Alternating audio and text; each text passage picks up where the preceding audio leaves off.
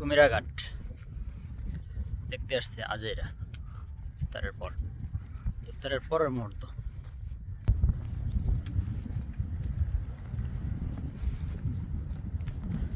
সন্দ্বীপ যাওয়ার যেটি, এদিকে হাঁটে হাঁটে সন্দ্বীপ যাওয়া যায়।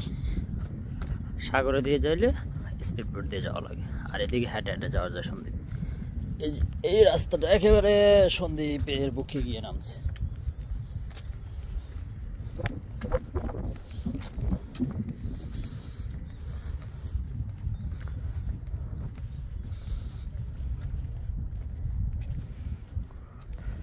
যাত্রাপথে বাসে থাকতে ইফতারের টাইম হয়ে যায়, তো আর কি করার, বাসে বসে ইফতার করার চেয়ে বা দোকানে বসে ইফতার করার চেয়ে এই ঘাটে বসে ইফতার করা অনেক ভালো। তাই চলে আসলাম এই ঘাটে, এসে ইফতার করে একটা চক্কর দিলাম।